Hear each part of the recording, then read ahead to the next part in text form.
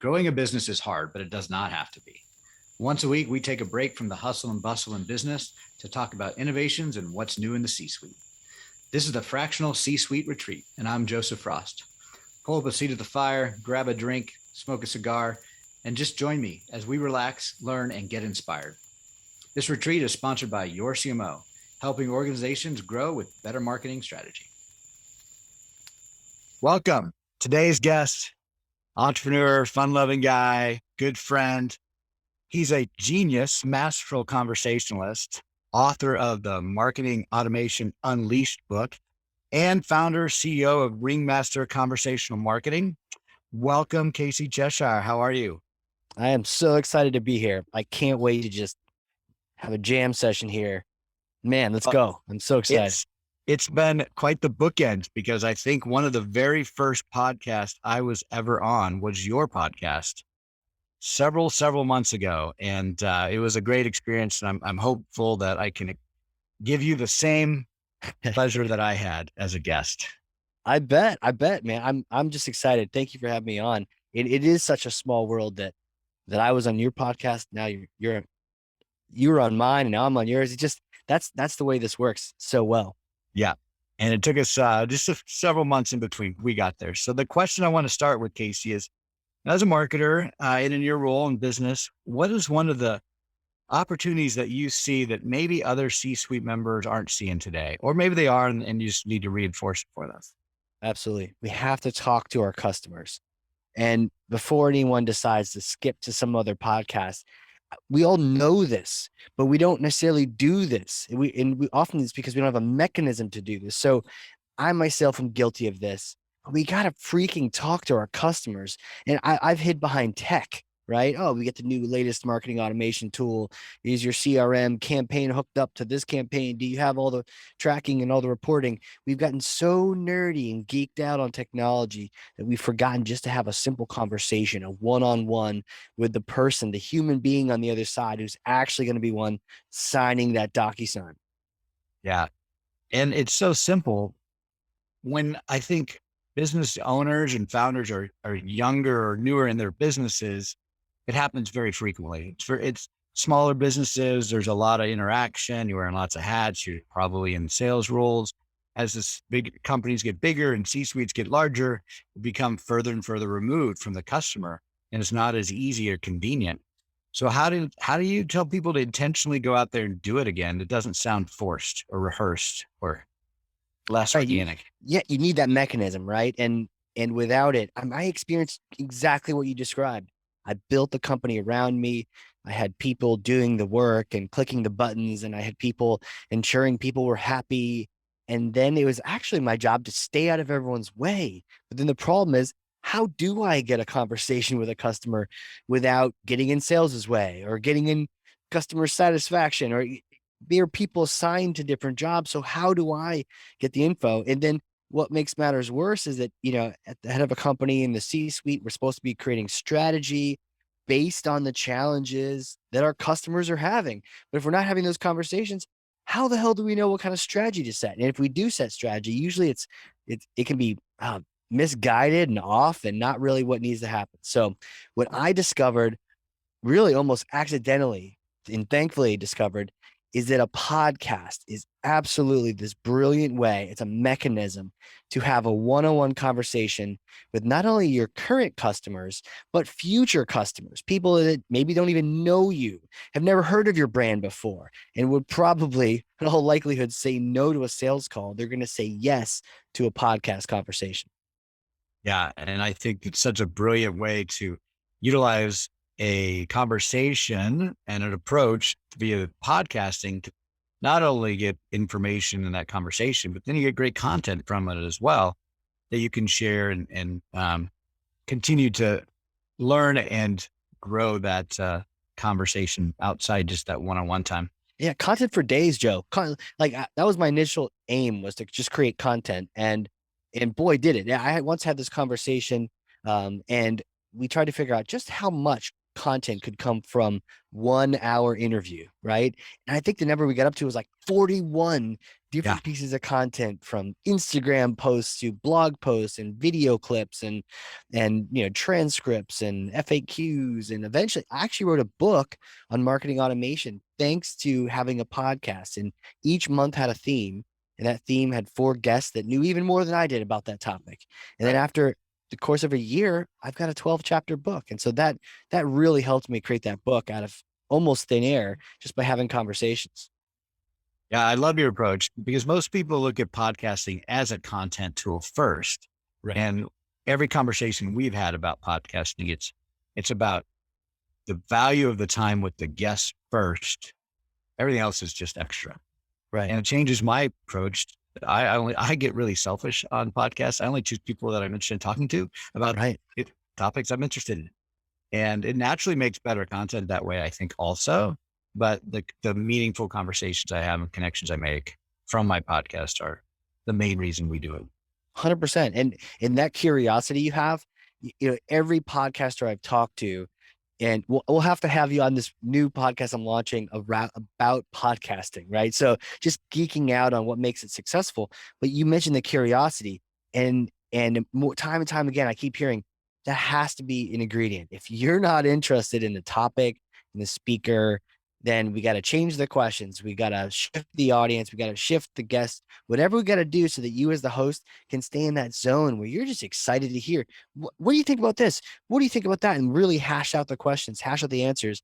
And you're right. If you're excited, then the questions will just be great. I once had a podcast where the guest kept saying, "That's a great question. That's a great question." And it wasn't a stalling tactic. It was actually, he was just like surprised.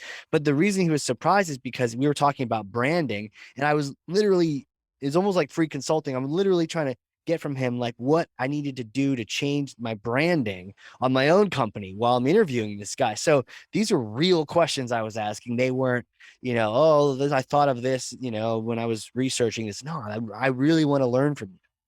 Yeah. Well, I think the conversations with customers can find many forms. Podcasting's one. I Yeah. know for the work that we do with clients, we like to do what's called buyer interviews, which are 30-minute kind of very subjective conversations about their experience. It's actually better when you do it with a non-customer.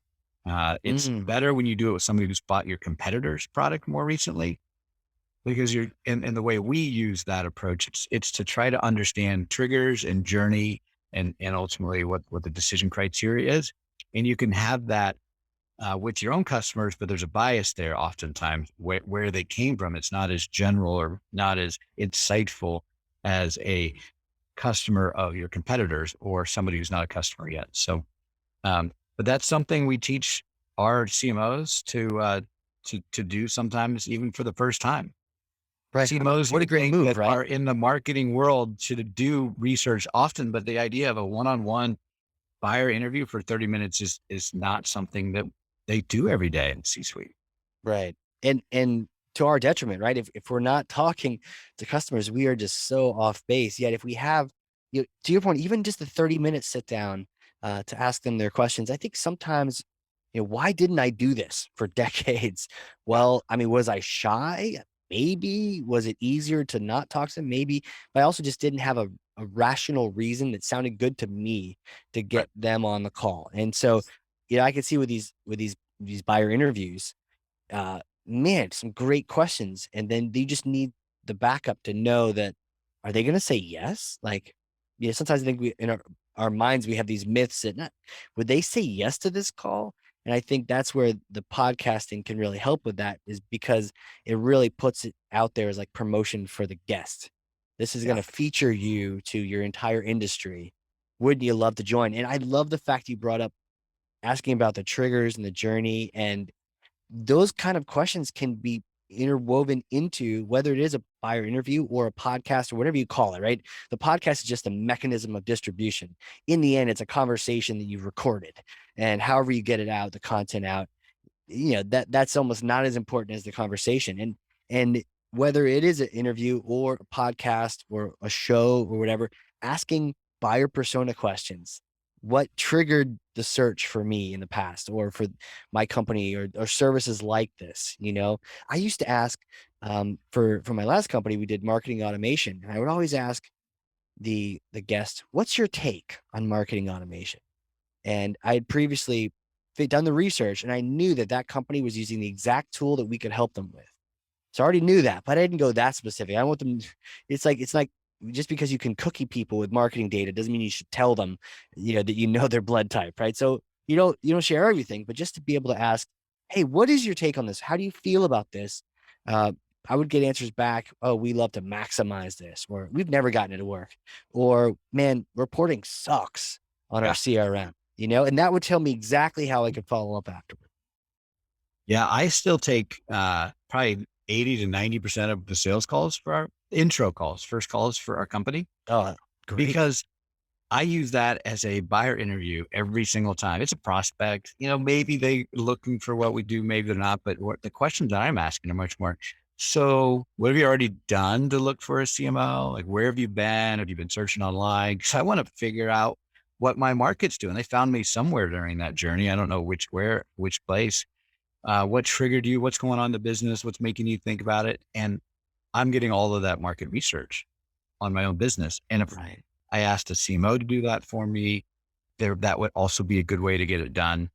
But for right now, I just suck that knowledge in. I love those conversations, and uh, it helps us then determine where we're going to invest our marketing dollars, where we're going to spend our time and energy. 100%. And I feel like a lot is said about that transition in a growing company. As you hit several million, you transition out of all those things that made you grow in the first place, right? And it can be really painful for members in the C-suite to no longer, especially the CEO or the founder, to no longer be doing everything, getting their hands in everything. And so getting them to know that they can actually drive real change for their company, doing a podcast for the business development, for the future partnerships, for being the voice of the customer in the next quarterly planning meeting. All these things are possible. And I found personally that I was able to reinvent myself in the C suite by launching a podcast. And then that was my playground. And, that's the thought leadership. That's everything marketing needed. Everyone's happy. And I'm staying out of everyone's way. So I think more attention needs to be given to the transition of when organizations grow to the point where what you did before is not going to get you where you need to go next. Yeah. Yeah. And technology has made it so much more convenient with Zoom and people used to Zooming now. I mean, that has got to open up the world of podcasting huge. Before you had to maybe go to a radio station, plug in, rent time. It was a big deal. Yeah. And you and I are Yeah. both sitting on a Zoom call right now across the country from each other, knocking it out. Right. And I think a lot of people feel like there's some sort of barrier to entry, but now there isn't. To your Right. point, you don't need the sound studio. You don't need to worry about the crazy mics. I mean, we've got some mics, they're good, but you don't need the $9,000 mic. Mine just plugs right into my laptop. It's just you just go. And it really, even if you just, I don't know, if you had the most basic implements, just having a conversation, even if everything else is terrible, but you had that one-on-one conversation, that guest is everything. Yeah. So you just transitioned your business recently from automation to essentially a podcasting business. What was the one thing that was, did you expect to be, that you're ready for, prepared for that happened, and something that didn't, just came out of the blue, like you had no idea? Because being an entrepreneur who started multiple businesses, that transition, there's always some ahas, like, yeah, I knew that was coming and it did. And wow, I didn't see that coming. What was your experience?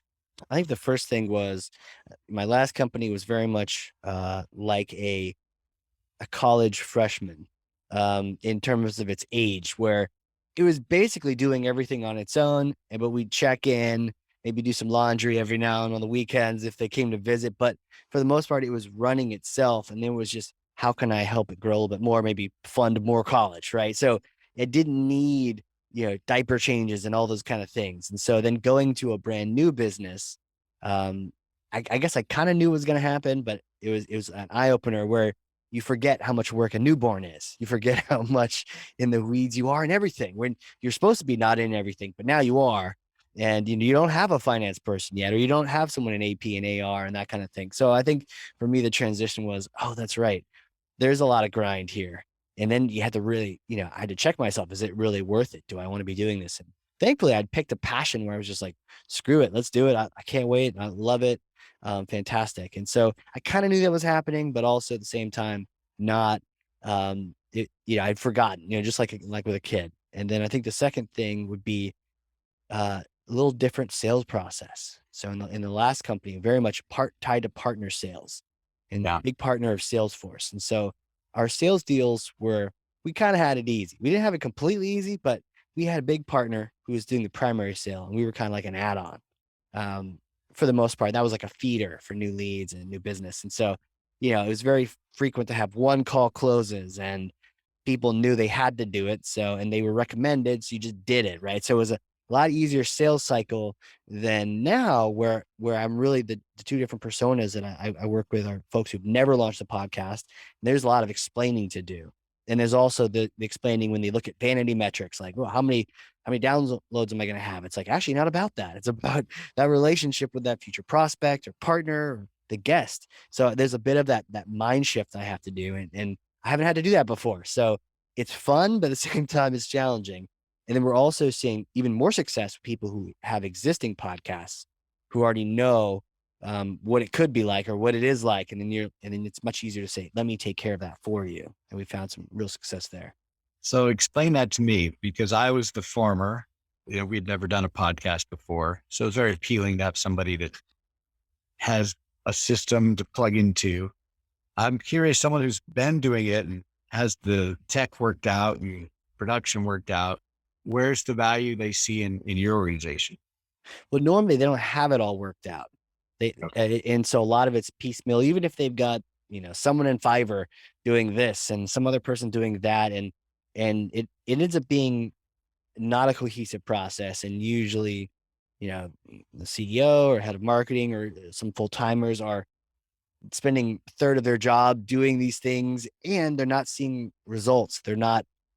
It's sort of all over the place. It's not focused. And then the show itself can feel clunky and it doesn't feel professional and it also doesn't put that guest in the best light. And it's so important that the show makes the guest feel like they nailed it, because that's going to just boost that relationship. If they got on that show and it felt hokey and they didn't feel like they had a chance to represent themselves, they were surprised by really random questions. It's like an awkward start to it's like meeting someone at a networking event and it's awkward and didn't quite work. And so we're going to go our separate ways, right? And you don't want that if you're going to spend all your team's time all over the place. So really, I think where the value for us has been is our cohesive process. And there's usually several gaps that people are, oh my gosh, you do that. And I know I hadn't thought of this or this or this, but also just we actually relaunch every podcast that we work with now. So we don't just take on the production, but we actually relaunch it. So maybe it's That's the native. whole process. Yeah. Yeah. So there's a lot to improve. The style and the script of the show and even just the research. I think without a team behind you that really knows what they're doing, you could end up having to do way more research to get the same level of familiarity with that guest maybe you've never met before. And if you don't do that research on your own or have someone do it for you, you end up showing up and making that guest feel like they're actually not that important. Like maybe it was a trick to get them on a sales call. Yeah. So what's the evolution of your business? Where are you going next? New products, new markets, new services? Yeah, that's a great question. It's really exciting to think about, and I am enjoying this process. In the evolution of it, for sure. We're finding that podcasts are like the marketer's best friend, right? And so, the work, and I know you do so much work in the fractional CMO space with all the CMOs in your team. When I was doing some fractional CMO work, it was like, oh, I know I need the content, and the CEO is in my way, and he's getting in the details, or she is. And so I found whenever I did one of those endeavors, one of those projects with a group, I would bring in a podcast, and then that podcast would take care of so many of the check boxes for me as the head marketer, and kept the CEO focused on something that could really, boost the company.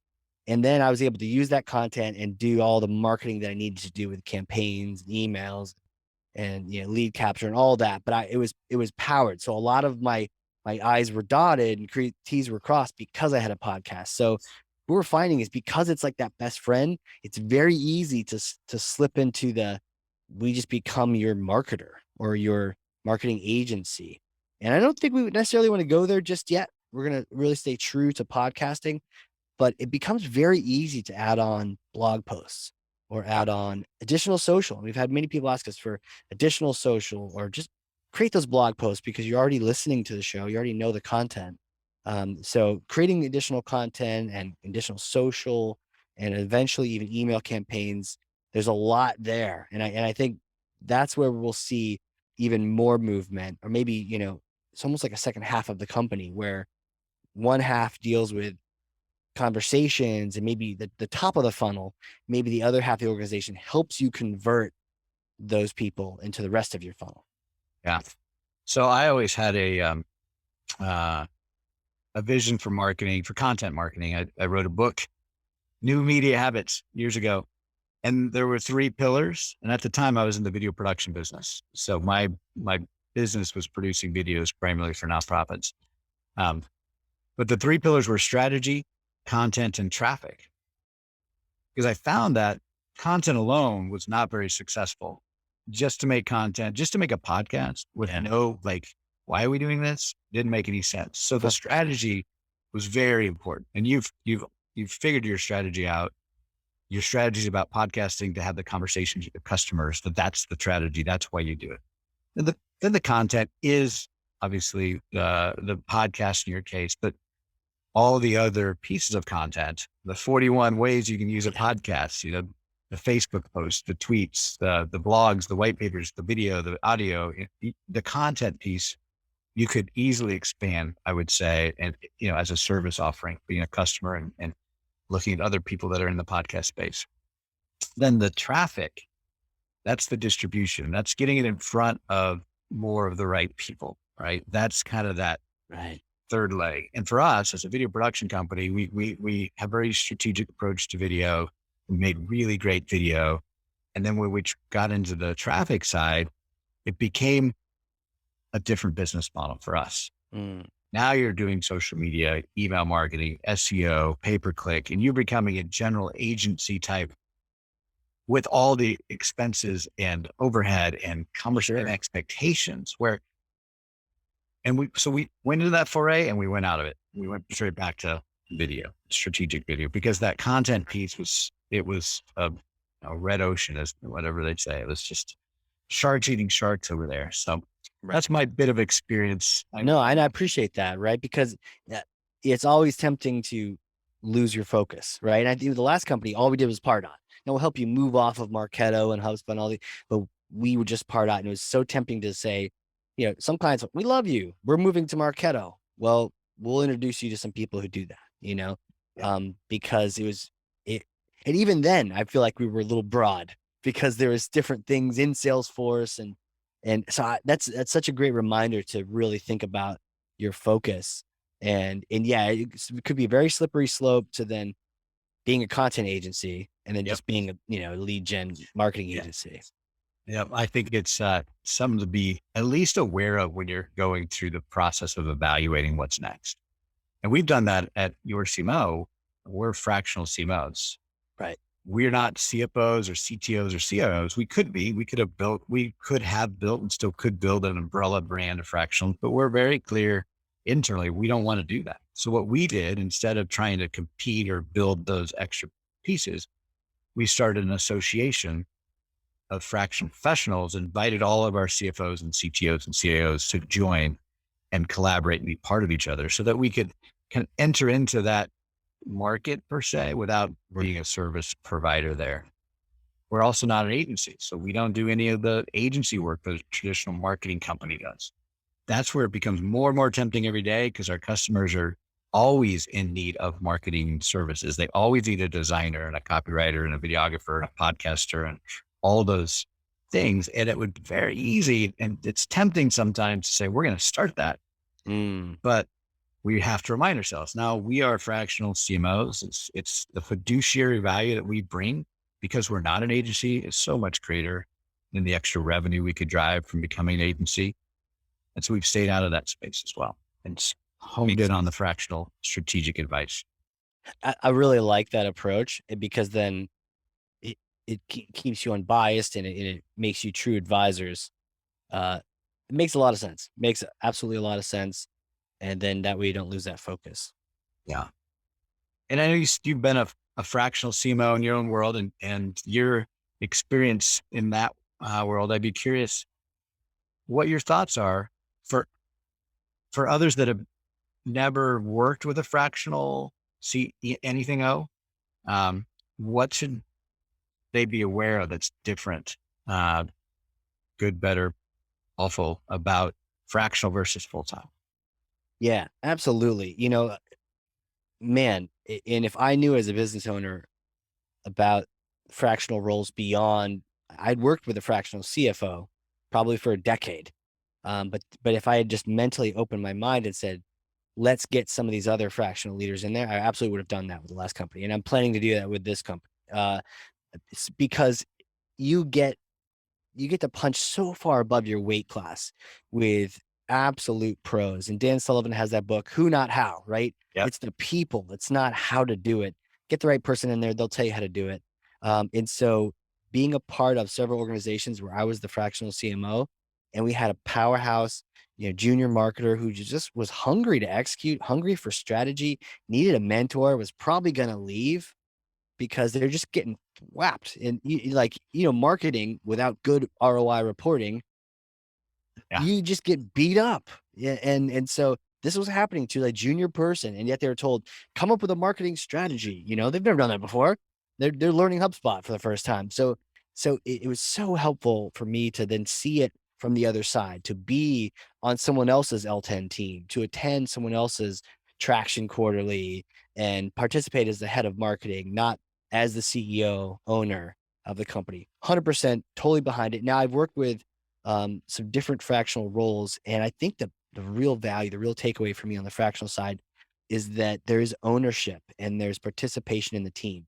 I once was working at a giant company and I was an internal agency for several of the companies that were a part of the big, conglomerate, if you will. And so my team did digital marketing for, the different companies. And it was fun, but we very much felt like an agency. We might as well not even be in the same company because they're not inviting us to the Christmas parties. They're not, and so you're outside of that social realm, and so you're an outsider, and so you would just advise and then call it a day. But what I love about the fractional role is you're in it. You're in the org chart. You're doing a one-on-one with the CEO. You're doing your one-on-ones with your direct reports. So instead of being an outside consultant, you are it. You're in the mosh pit. You're in there with your team, and and and you're protecting them and you're advising them and you're coaching them. Some of the most rewarding experiences was actually mentoring young marketers and seeing them just prosper. And one even grew enough to be able to take on my role, take on that head of marketing role. I was able to transition it to her. And it was like such a great and rewarding experience. So to have that kind of thing, man, I'm sold on the idea of it. I think fractional CFO is a great idea. Fractional CMO, fractional sales leader makes total sense when you're small and growing, and you don't necessarily need a full-time manager for 3 sales reps, right? It's just math doesn't work yet, but you need the process in place. You need those things. That's where people like Valerie Cobb come to mind, and so that's totally huge. I think the one area that I'm challenged by, um, and I've met a few people that have given me a good, run for my money, thinking about maybe changing my mind, but that's like the fractional integrator, the Yeah. fractional COO. I've had some bad experiences with that, but I've actually since met some great people, Kevin, a few other folks that actually given the opportunity, I would like to try it with them again. But I think there's much more work when it comes to the integrator and the COO, more so than like the head of a department. Yeah. The integrator role is interesting as a fractional for sure. Yeah. I'm curious, what do you see appealing to guys like Kevin, other approaches that you've seen working that you feel doesn't work with ones you've seen not as successful? I think he cares. Um, and not all the fractional. I think I think sometimes people might call it fractional, but it's the idea that they actually care and they want and they own the results. The ownership is really what makes fractional better. And so when I've had bad experiences with any kind of fractional sales leader who doesn't care, fractional, COO who doesn't really care, it's like a client and they're not really feeling like they're part of the organization. And it might have been, my fault for not integrating them further, but they just, they were on the periphery and maybe they had a couple clients and it just felt like it was convenient. Whereas I know when I was doing it and some of the people I've worked with, you are in the org, and just because you're only working 10 hours or whatever the case may be is a week, you are in that, and nothing like reporting to the CEO and talking about what you're working on and reporting to your direct reports makes you feel more integrated like that. And owning that number on the scorecard, those kind of things made it way different than being a consultant. Yeah. Yeah. Ownership. I found that the main factor of success, I think, across the board in fractional work is your ability to develop trust with the C-suite, the other people on the team. That has been within internally my experience and every conversation I have on here with other fractional providers. If that trust is there, the relationship works well, the outcomes develop well. And if they don't, the exit goes well. No, this is not working. If the trust is gone, if it's never established, or if it's established just singularity with like the owner, but not the other team members, the whole thing usually crumbles pretty quickly. That trust is That's like so important. 100%. I love that you brought that up. I've experienced that, and I didn't even think to say that. Tell, what have you seen, if you don't mind me asking, like what have you seen that helps promote trust or increase the trust or Yeah. establish it at the very beginning? Well, I give talks. My signature talk is the future is fractional. And I talk about trust a lot. And the simple formula that I came up with, at least in the fractional place, is time plus touch equals trust. And when you think about time, it's intentional time that you have to create as a fractional that you usually get as a full-time person. We don't get water cooler time and, hey, I want to knock on the door and jump in and talk to you for a little bit.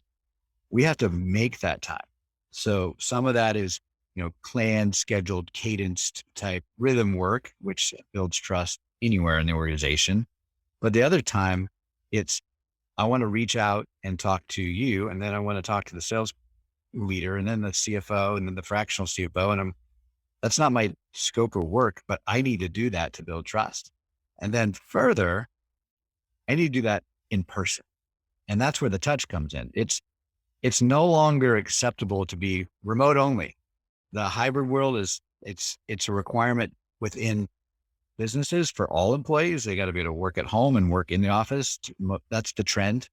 Well, fractionals, you can't also be remote only. You have to be in the office once in a while. So we've established a requirement that all of our new URCMO engagements includes not only a full, visit from the fractional CMO, but one of the two owners is also there for the first kickoff. Smart. And then we're highly pushing for quarterly in-persons. Even though in the past we've been very effective with completely virtual, we realized the value of the trust that's developed is the reason you go in person. It's not any better outcome. The rocks aren't any smarter because you're there in person. The experience is better, but it's the trust that you build that is the real reason you do it. Because when you have that trust, when someone has a problem, they're going to reach out and say, hey, Joe, it's not quite going well. How can we fix that? The trust is gone. It's like, Joe's screwing us. We're out of here. See ya. Yep. Nix it. Bounce. Bye. And Yep. so time and touch. Time and touch. Those are the two things that I see as what builds that trust in a fractional relationship. Do we add trust falls into that? Does that count as touch? Or Yeah, I look at it as the in-person touch, but that's another extreme for sure. indoor skydiving? We did, speaking of fun adventures, I just went on a trip to Costa Rica with my family and another family, and we did some rappelling into a waterfall. That was fantastic. But it wasn't quite a trust fall, but we were crawling down the mountain or on the waterfall and just getting pounded with water. And I had to trust your belay was going to not let you fall all the way to the bottom. Trust that rope. I Yeah. haven't been to Costa Rica. Any tips for first time That Coastal was travel my first time. was your first Uh, time. and the family we went with had been there 3 times before. We went to an area called Manuel Antonio. It's a very popular touristy area. It's in the rainforest and it's during the rainy season, but it's very commercialized. Not like Hawaiian, like big, huge hotel commercialized, but Yeah. lots of Airbnbs, lots of great restaurants, a lot of tourists. So it uh, felt very welcoming to tourists for a first time visit. Um, there was so much to do in and around that area. You could go to the beach, you go to the rainforest, you could raft. We did the rappelling, we did the zip lining, Wow. we did a float down the river. There was just tons of stuff to do. We stayed for a week. We had a beautiful home where the monkeys would come in on our deck during the day and like grab our food and stuff and just hang out with you, and then they'd take off. That was such an experience. Um, it was beautiful. The weather, even though it was nice and it was a perfect visit, we were there during the rainy season. So every day it did rain a bit, some days hard, but we lucked out. Like all of our activities were planned. We had plenty of warmth and sun. I think in the winter, in their summer or winter, it's a little um, drier, and some people prefer that time of year to go. Um, Gotcha. we were there during our summer, their rainy season. Gotcha. I would say there's another area that some people have been going to called Tamarindo, and that's more the drier area and you fly into Liberia. We flew into San Jose. Okay. If I go back, I'll go check that out. But I've also heard from people that have gone there their first time and had a great experience there as well. Okay. It wasn't, it was not super cost effective to travel to Costa Rica. Sometimes you go out of the country and like, oh, it's gonna be super cheap when I get there. My dollar's gonna stretch. No, it felt very much like I was going to Arizona. I didn't feel like I was saving Really? any Because Arizona money gets going there. pricey. I know. I didn't feel like I was saving money. Maybe it was the area we were in and they were pricing it as such. We probably could have gone a little more remote and stretched the dollars. And we have 4 kids and you're traveling with 6. It's 6 times as expensive, everything you do. Yeah. Yeah. I went to the Philippines recently and man, my dollar went way farther Oh, there no than doubt. Costa Yeah. Rica. Yeah. Awesome. Where do you like to travel? You know, before the pandemic, headed over to France for the first time. Oh, wow. Had never been there. And I think the contrast led to me just enjoying it that much more. Cause you kind of heard of like, oh, they're so rude. And if you don't speak perfect French, they're gonna make fun of you. And it was all just kind of bad PR. Or at least I didn't experience any of that. And I got there and I understood a little bit of a culture difference, which is, hey, our core values here in France are, good food, good wine, and enjoying life. And so you being in a rush doesn't exactly fit into that. So try not to be in a rush and, sit and enjoy your coffee. Don't rush around trying to go somewhere with it. Sit in a little cafe, drink some wine. And you know what? I just adopted it right away. I was like, okay, I'm in. I'm in. I No could do rush. this. Let's go. And really enjoyed it and had a chance to see a lot of museums and the art and the culture and some even eating the food, it felt more natural and sometimes bread over here kind Mhm. of throws me for a loop and it's one of those things you love to eat and then you can't really eat too much of it. Over there, not a problem with it at all. So I wonder if it's like just preservatives or whatnot that my Oh, yeah. body's freaking out to. But over there, it's just like, yeah, I had a ham and cheese on a baguette, which over here can be dry and tasteless. Over there, it was so good. It was just those simple ingredients. Oh man. Uh, I love to travel and visit other cultures and taste other food and just experience the world. We're all very similar, but the differences are what are super interesting to pick up.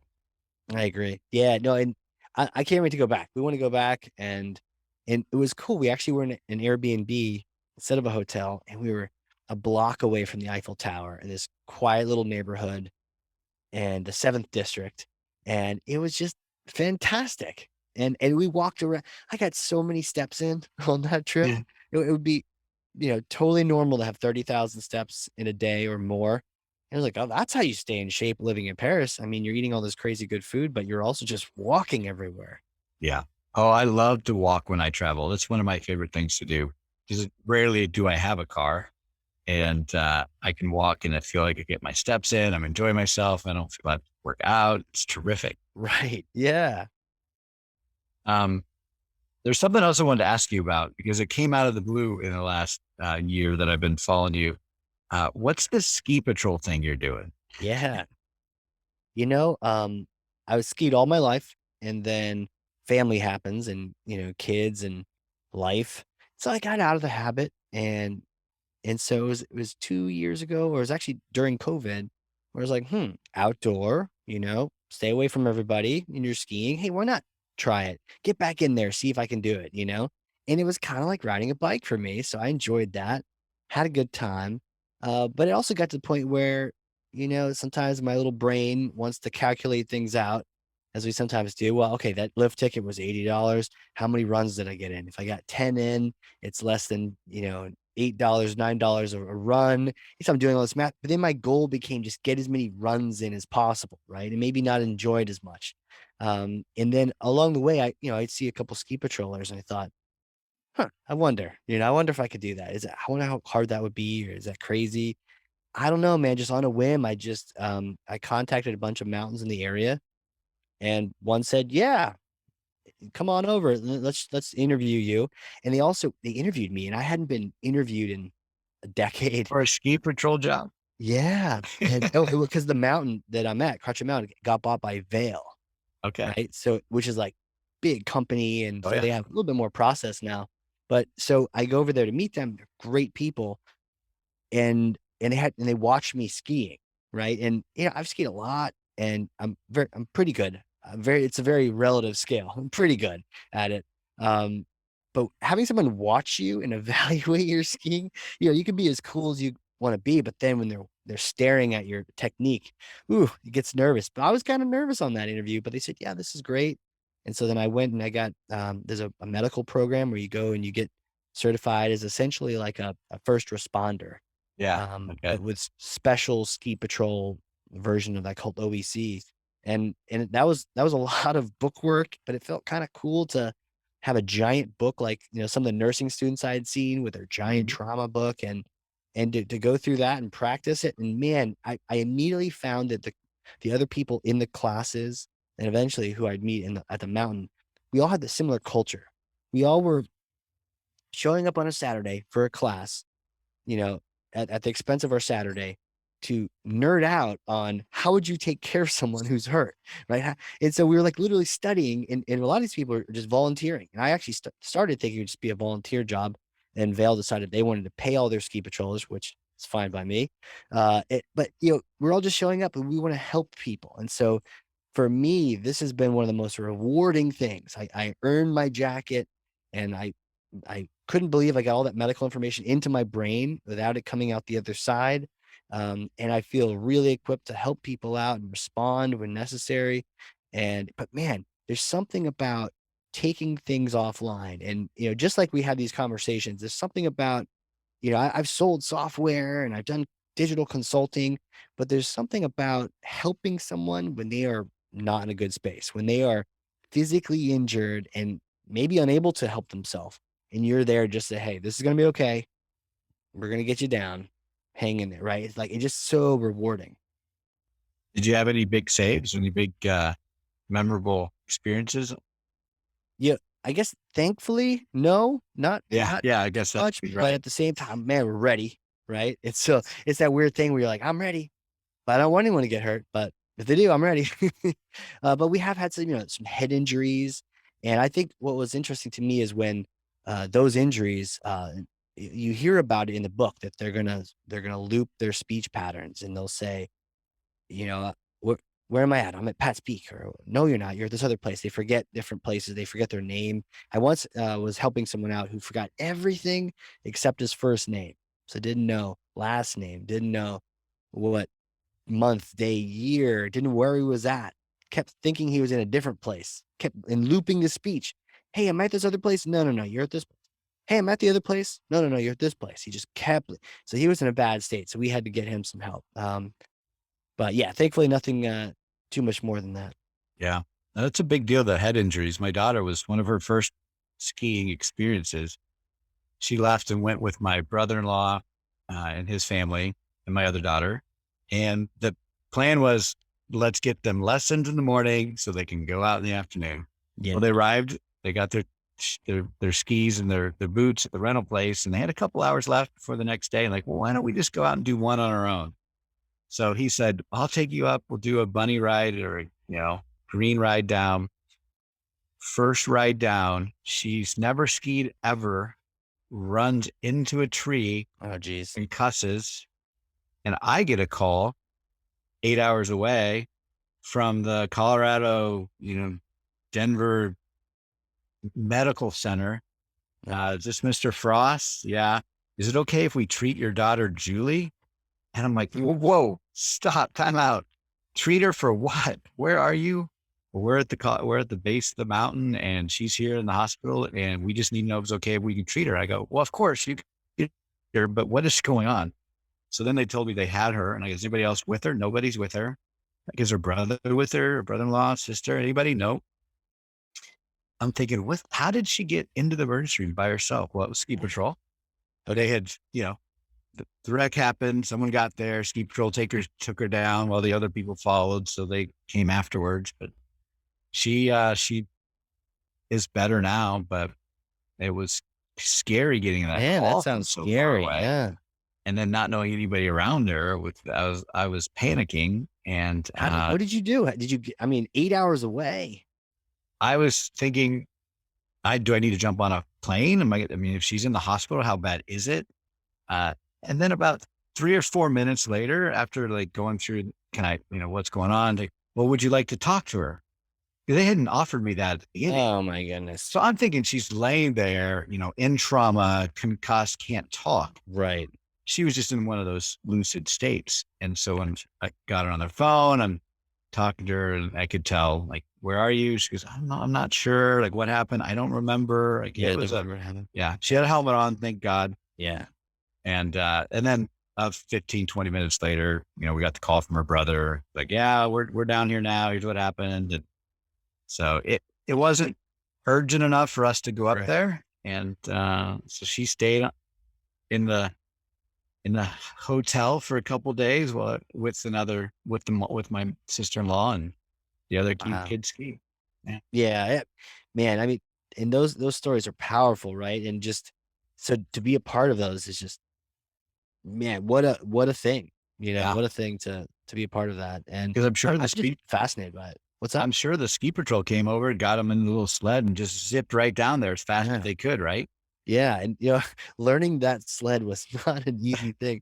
Like, it's one thing to ski and deal with what you're dealing with, but then to have a sled behind you, and it is a sled, so it has runners, so it usually tries to stay on course. And we practiced with each other, put a ski patroller in there. So if you see, a ski patroller in the back of one of those just hanging out, we're just practicing, but I remember having my first person in there. Thankfully, it was like a teenage girl, which was awesome because it wasn't like a really heavy person Yeah. for my first time. And I'd kept checking back, hey, you're okay? Still good? It's not too crazy back there? Yep. And at one point she's like getting bored of me, saying like, thinking like, stop asking, I'm fine. Get me to the bottom of the hill, man. And I'm like, Typical teenage daughter. right. I'm like, yeah, just make sure you're all set. Yeah, I'm fine. Yeah, we're good. Okay. All right. All right. Let's get you there. But but one of the things with a person in the back of those is if you're going downhill, sometimes there's valleys and dips that you need to usually pick up some speed to get over them. And you have to be cognizant of that because there's brakes on those things too. These like chains that go underneath. But if you don't get rid of the brake, and when you go into one of those valleys, you're gonna stop. And now you're having to, basically cross country ski with a body, with a person behind you. And it could be a pain. It could be a workout. I remember I'm sweating by the time I'm to the bottom, and thankfully there are other patrollers there to like help the person out and get them to the aid room. Cause I am just like, give me a glass of water right now. I'm beat. Yeah. The only other experience I've had with ski patrol is my wife and I went skiing in Utah, a little getaway trip. And I'm like, let's take the gondola. So we get all the way to the top. And she's like, I can't do this. There's blacks everywhere, double diamonds. And I said, well, there's a couple blues down there. It looks like we can be fine. Yeah. So we get off the gondola and she is panicking because all she can see is black diamond, black diamond signs everywhere. And as we're literally just kind of skiing towards one of them, she falls down, just little slippery fall, and hits her thumb just the wrong way. And this little tendon here rips it. No. And she's like, I can't, my hand, I think I broke my thumb. I can't feel anything. We're at the top of this place. I'm like, we can get you down a little bit. Don't worry about it. Just come on. It can't be that bad. So then we tried to go down one of the hills and it ended up being black the whole way. And she's on her butt, like trying to scoot down. I'm trying to get her down. Finally, ski patrol comes over and they're like, what's going on? And we explained it. So they took her to get checked out. And it turns out she did have that. They said, you've got a torn ligament. Nothing you can do about it now. Just go home and get surgery because you're going to have surgery. So we spent the next couple of days in the hot tub with her hand iced up like this. We had a good time. Then she goes home. There's one more funny part of the story. So we go home. She gets surgery. She's cast on, and we had little kids at the time. And I didn't know this, and all the parents out there, you should listen. If you get poop on your cast, it doesn't come off. The stain will not go away. So Amy's changing Max's diaper and gets a little bit of poop, like right here, just like a smudge of brown poop, and tries to clean it off and can't clean it off for the next 6 weeks. No. Look at this poop stain. I mean, it didn't, smell anymore, but so she had to live with a poopy cast for 5 months. You got that mesh with the nooks and crannies, right? Oh yeah. Oh man. It was nasty. Just staring at it. You try to cover it up with happy. like a marker or something, like some tape? Oh, I think we did. I think we tried to marker over it. We tried everything. It just stuck out there. And it's a constant reminder. And every time she looked at a cast, all she could think about is, I told you not to go up that gondola. I knew we were going to be in trouble up there. So she still hasn't let me down for that. So she got like a courtesy ride down to the bottom? Yeah. Yeah, that's cool. And it's and it's a little freaky being in the back of that thing too, because it can go faster than you think. And like you're sledding, but it's a controlled situation. But we usually have people put their goggles down just because there's spray that comes up and all that kind of stuff. It's crazy. Yeah, sometimes people are just tired. I'm like, sure, hey, hop in, we'll get you. Can you take me down? Yeah. Well, good. Well, Casey, this has been great. I'm glad we had a chance to catch up. It was so much fun talking about marketing and skiing and everything in between. I appreciate your time. I'm happy to be here. You're great at this. You're a natural. And so it's been fun working with you on the podcast. Good. And thanks for our listeners. I look forward to you guys commenting on Casey's posts and then checking us out on the next week's C-Suite Retreat. We'll see you then. And that's a wrap. There's another successful episode of the Fractional C-Suite Retreat. See our show notes and more episodes at fractionalcsuiteretreat.com. This podcast is sponsored by Your CMO, helping organizations grow, save time and money with better marketing strategy and fractional execution. Visit them at yorcmo.com, yourcmo.com. Spelled wrong on purpose.